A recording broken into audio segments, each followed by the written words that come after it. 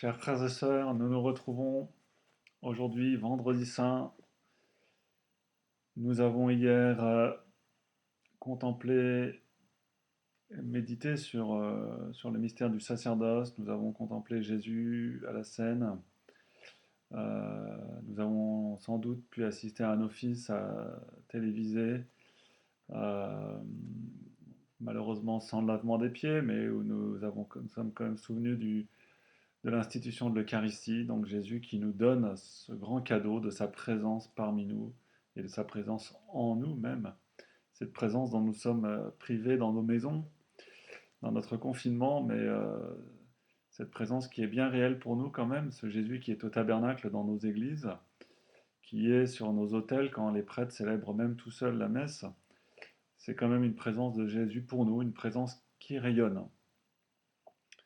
Et nous avons accompagné Jésus au Jardin des Oliviers, dans son agonie, dans ses prières, dans son arrestation. Et aujourd'hui, eh bien, nous accompagnons Jésus dans son jugement, dans, dans sa condamnation, dans les outrages qu'il subit. Et aujourd'hui, je voudrais méditer sur la passion de Jésus avec Don Columba Marmion, qui a écrit ce livre, Le Christ dans ses mystères. Donc, Columba Marmion est bien heureux d'ailleurs, et c'est un moine bénédictin, le père abbé de l'abbaye de Maretsu, en Belgique. C'est une grande abbaye célèbre en Belgique, l'abbaye de Maretsu, qui fait d'ailleurs une très bonne bière que je vous recommande, qui s'appelle, comme de juste, Maretsu. Et voici donc un extrait de son livre. Le Christ a aimé l'Église et s'est livré lui-même pour elle afin de la sanctifier. La passion, dit-il, marque le point culminant de l'œuvre qu'il vient réaliser ici-bas. Pour Jésus, c'est l'heure où il consomme le sacrifice qui doit donner une gloire infinie à son Père, racheter l'humanité et rouvrir aux hommes les sources de la vie éternelle. Aussi notre Seigneur qui s'est livré tout entier au bon plaisir de son Père depuis le premier moment de son incarnation, désire-t-il ardemment voir arriver ce qu'il appelle son heure, l'heure par excellence. Je dois être baptisé d'un baptême, le baptême de sang, et quelle angoisse me presse jusqu'à ce qu'il soit accompli. Il tarde à Jésus de voir sonner l'heure où il pourra se plonger dans la souffrance et subir la mort pour nous donner la vie. Certes, il ne peut pas la devancer, cette heure. Jésus est pleinement soumis à la volonté de son Père. Saint Jean note plus d'une fois que les Juifs ont tâché de surprendre le Christ et de le faire mourir. Toujours notre Seigneur s'est échappé, même par miracle, parce que son heure n'était pas venue. Mais quand elle sonne, le Christ se livre avec la plus grande ardeur, bien qu'il connaisse d'avance toutes les souffrances qui doivent atteindre son corps et son âme. J'ai désiré d'un vif désir de manger cette Pâque avec vous avant de souffrir ma passion. Elle est enfin venue, l'heure attendue depuis si longtemps. Contemplons Jésus à cette heure. Ce mystère de la passion est ineffable, et tout y est grand, jusqu'au moindre détail, comme d'ailleurs toute chose dans la vie de l'homme-Dieu. Ici surtout, nous sommes aux portes d'un sanctuaire où nous ne pouvons entrer qu'avec une foi vive et une profonde révérence. Un texte de la lettre de saint Paul aux Éphésiens résume les points essentiels que nous devons considérer dans ce mystère. Le Christ, dit-il, a aimé l'Église et s'est livré lui-même pour elle, afin de faire apparaître devant lui une société glorieuse, n'ayant ni tache ni ride, ni rien de semblable, mais qui soit sainte et immaculée. Dans ces paroles est indiqué le mystère même de la passion. Jésus s'est livré en personne. Et qu'est-ce qui l'a poussé à se livrer? L'amour est la raison profonde du mystère. Dilexit ecclesiam, il a aimé l'Église. Et le fruit de cette oblation de tout lui-même, par amour, c'est la sanctification de l'Église, afin qu'elle soit sainte et immaculée. Chacune de ces vérités révélées par l'apôtre renferme pour nos âmes des trésors de lumière et des fruits de vie. Contemplons-les durant quelques instants. Nous verrons ensuite comment nous devons participer à la passion de Jésus pour puiser à ses trésors et recueillir ses fruits. Saint Paul nous dit donc que le Christ a aimé l'Église. L'Église signifie ici le royaume de ceux qui doivent, comme le dit également l'apôtre, former le corps mystique de Jésus. Le Christ a aimé cette Église, et c'est parce qu'il l'a aimée qu'il s'est livré pour elle. C'est l'amour qui a commandé la passion. Sans doute, d'abord et avant tout, c'est par amour pour son Père que Jésus a voulu subir la mort de la croix. Il le dit lui-même explicitement, afin que le monde sache que j'aime mon Père, j'accomplis sa volonté, qui est que je me livre à la mort. Voyez le Christ Jésus durant son agonie, 3 heures durant, l'ennui, la tristesse, la crainte, les angoisses fondent sur son âme comme un torrent et l'envahissent au point que le sang s'échappe de ses veines sacrées. Quel abîme de douleur dans cette agonie. Et que dit Jésus à son Père ? Père, s'il est possible que ce calice s'éloigne de moi. Est-ce que le Christ n'acceptait donc plus la volonté de son Père ? Oh, certainement. Mais cette prière est le cri de la sensibilité de la pauvre nature humaine broyée par le dégoût et la souffrance. À ce moment, il est surtout un homme qui touche la douleur. Notre Seigneur sent le poids effroyable de l'agonie peser sur ses épaules. Il veut que nous le sachions, et voilà pourquoi il a fait cette prière. Mais écoutez ce qu'il ajoute aussitôt. Néanmoins, ô Père, que ta volonté soit faite, et non la mienne. C'est ici le triomphe de l'amour. Parce qu'il aime son Père, il met la volonté de son Père au-dessus de tout, et il accepte de tout souffrir. Remarquez que le Père aurait pu, s'il avait voulu, dans ses desseins éternels, atténuer les souffrances de notre Seigneur, changer les circonstances de sa mort. Il ne l'a pas voulu. Dans sa justice, il a exigé que pour sauver le monde, le Christ se livrât à toutes les douleurs. Cette volonté a-t-elle diminué l'amour de Jésus ? Certainement non. Il ne dit pas « mon Père aurait pu arranger les choses autrement ». Non, il accepte pleinement tout ce que veut son Père. Non pas ma volonté, mais que ta volonté soit faite. Il ira désormais jusqu'au bout du sacrifice. Quelques instants après son agonie, au moment de son arrestation, quand saint Pierre veut le défendre et frapper de son épée un de ceux qui venaient pour saisir son maître, que lui dit aussitôt le Sauveur ? Remets l'épée dans le fourreau. Ne boirai-je donc pas le calice que mon Père m'a donné ? Ainsi donc, c'est avant tout l'amour pour son Père qui pousse le Christ à accepter les souffrances de sa passion. Mais c'est aussi l'amour qu'il porte à nous. À la dernière scène, quand va sonner l'heure d'achever son oblation, que dit-il à ses apôtres réunis autour de lui ?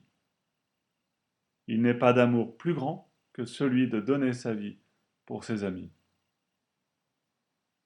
Et cet amour qui surpasse tout amour, Jésus va nous le montrer, car dit saint Paul, c'est pour nous tous qu'il s'est livré. Il est mort pour nous, continue saint Paul, alors que nous étions ses ennemis. Quelle marque plus grande d'amour pouvait-il nous donner ? Aucune.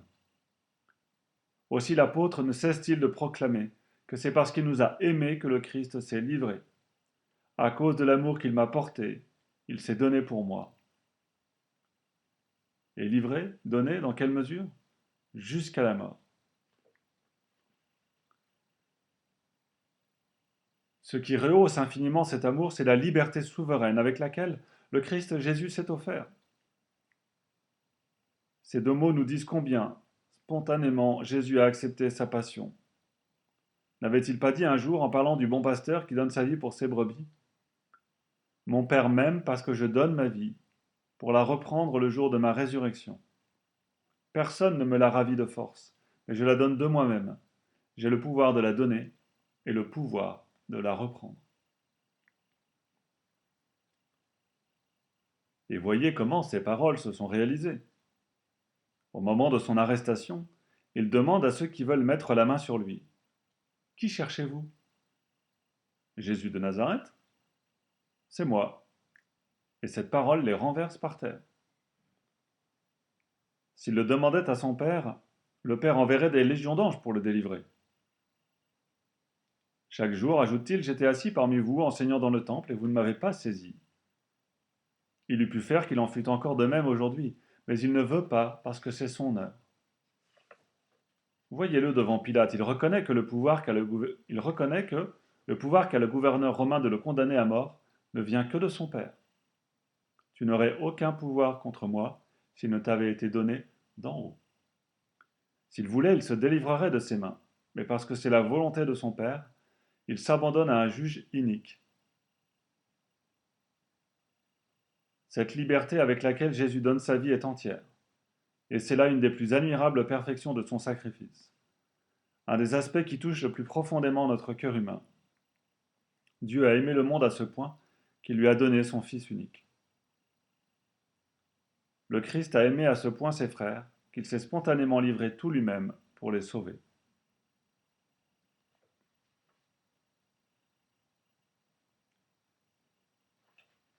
Tout est parfait dans ce sacrifice de Jésus, et l'amour qu'il inspire, et la liberté avec laquelle il l'accomplit. Parfait aussi dans le don offert. Le Christ s'offre lui-même. Le Christ s'offre tout lui-même. Son âme et son corps sont brisés, broyés par les douleurs. Il n'en est pas que Jésus n'ait connu.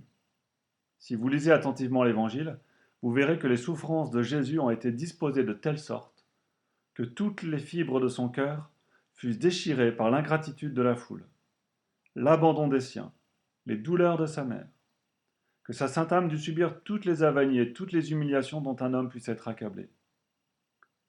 Il a réalisé à la lettre la prophétie d'Isaïe. Beaucoup ont été dans la stupeur en le voyant, tant il était défiguré. Il n'a plus ni forme ni beauté pour attirer nos regards. Il nous est apparu comme un lépreux entièrement méconnaissable. Je vous parlais tantôt de l'agonie au jardin des Oliviers.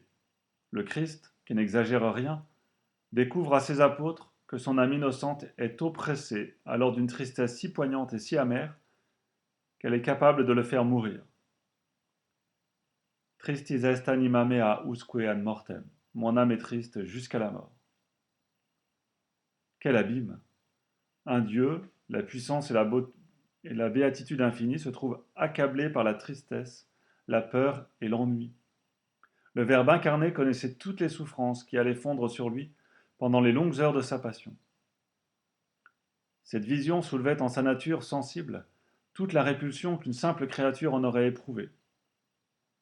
Dans la divinité à laquelle elle était unie, son âme voyait clairement tous les péchés des hommes, tous les outrages faits à la sainteté et à l'amour infini de Dieu. Il avait pris sur lui toutes ses iniquités. Il s'en était comme revêtu. Il sentait peser sur lui toute la colère de la justice divine. Je suis un ver et non un homme, je suis l'opprobre des hommes et l'abjection du peuple.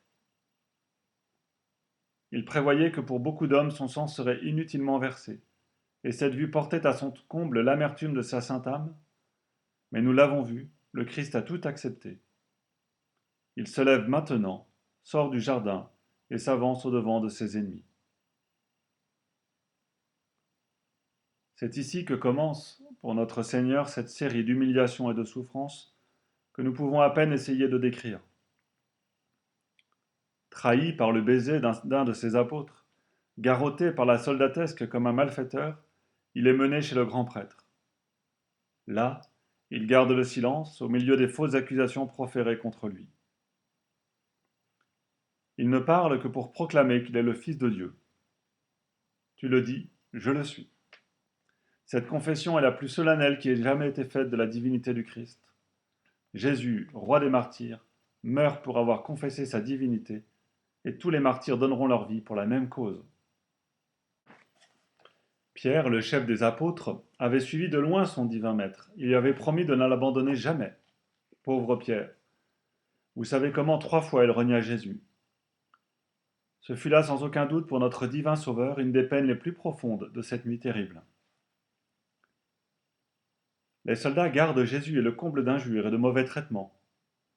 Ne pouvant supporter son regard si doux, ils lui bandent les yeux par dérision. Ils lui donnent d'insolents soufflets. Ils osent souiller vilement de leur crachat impur cette face adorable que les anges ne contemplent qu'avec ravissement. L'Évangile nous montre ensuite comment Jésus, dès le matin, fut ramené devant le grand prêtre, puis traîné de tribunal en tribunal. Traité par Hérode en insensé, lui la sagesse éternelle, flagellé par ordre de Pilate, les bourreaux frappent sans pitié leur innocente victime, dont le corps n'est bientôt plus qu'une plaie. Et cependant, cette cruelle flagellation ne suffit pas à ces hommes, qui ne sont plus des hommes. Ils enfoncent une couronne d'épines sur la tête de Jésus et l'accablent de moqueries. Le lâche gouverneur romain s'imagine que la haine des Juifs sera satisfaite en voyant le Christ dans un si pitoyable état. Il le présente à la foule. Ecce homo, voici l'homme. Regardons en ce moment notre divin Maître plongé dans cet abîme de souffrance et d'ignominie, et pensons que le Père lui aussi nous le présente et nous dit: Voici mon Fils, la splendeur de ma gloire, mais frappé à cause des crimes de mon peuple. Jésus entend les cris de cette populace en fureur qui lui préfère un brigand, et qui en retour de tous ses bienfaits réclame sa mort. Crucifie-le, crucifie-le. La sentence de mort est donc prononcée, et le Christ, prenant sa lourde croix sur ses épaules meurtries, s'achemine vers le calvaire. Que de douleurs lui sont encore réservées. La vue de sa mère qu'il aime si tendrement, et dont il comprend mieux que personne l'immense affliction. Le dépouillement de ses vêtements, le percement des mains et des pieds, la soif brûlante. Puis les sarcasmes haineux de ses plus mortels ennemis. Toi qui détruis le temple, sauve-toi toi-même et nous croirons en toi. Il a sauvé les autres et il ne peut se sauver lui-même. Enfin, l'abandon de son Père dont il a toujours fait la sainte volonté. Père, pourquoi m'avez-vous abandonné? Il a bu vraiment le calice jusqu'à l'ali. Il a réalisé jusqu'au dernier iota, c'est-à-dire jusqu'au moindre détail, tout ce qui était prédit de lui. Aussi, quand tout est accompli, qu'il a épuisé le fond de toutes les douleurs et de toutes les humiliations, peut-il proférer son consummatum est. Oui, tout est consommé. Il n'a plus qu'à remettre son âme à son Père. Et inclinant la tête, il livra l'esprit. Lorsque l'Église, durant la Semaine sainte, nous lit le récit de la Passion, elle l'interrompt en cet endroit pour adorer en silence. Comme elle, prosternons-nous, adorons ce crucifié qui vient de rendre le dernier soupir. Il est vraiment le Fils de Dieu. Je vous laisse donc en compagnie de Jésus souffrant, de Jésus mort sur la croix. Souvenons-nous que Jésus, c'est Dieu fait homme, c'est Dieu en langage humain. Si Dieu était un homme, ça donnerait Jésus. Et donc les souffrances de Jésus, qui sont offertes avec amour et donc qui sont réparatrices de nos péchés, sont aussi l'expression justement du mal que l'homme commet. Euh, tout le mal que l'homme commet touche Dieu d'une manière mystérieuse, euh, de cette manière euh, que les souffrances humaines de Jésus sont la représentation humaine des blessures que l'on fait à Dieu par nos péchés. Si Dieu était un homme, ça donnerait Jésus, ça veut dire que euh, nos péchés font souffrir, atteignent Dieu de la même manière que la passion a atteint le corps et l'âme de Jésus. Nous devons en tirer une grande leçon, évidemment, une sorte de haine du péché, et une force, nous devons en tirer une force pour choisir résolument le bien, et choisir non seulement d'éviter le mal, mais justement de choisir toujours ce qui plaît le plus à Jésus, ce qui plaît le plus à Dieu, toujours vouloir même le consoler. Je ne sais pas si vous vous souvenez euh, de, de, de la méditation que nous avons faite avec le bienheureux Charles de Foucault. Il demande toujours la grâce de faire à Dieu ce qui lui plaît le plus, pas simplement d'éviter ce qui serait mal, mais toujours chercher à faire ce qui plaît le plus. Ça, c'est la vraie disposition de l'âme de quelqu'un qui aime. Eh bien, en contemplant les souffrances de Jésus, en contemplant l'amour qu'il nous a donné, demandons-lui la grâce de l'aimer nous aussi vraiment en retour et de chercher à faire toujours ce qui lui plaît le plus.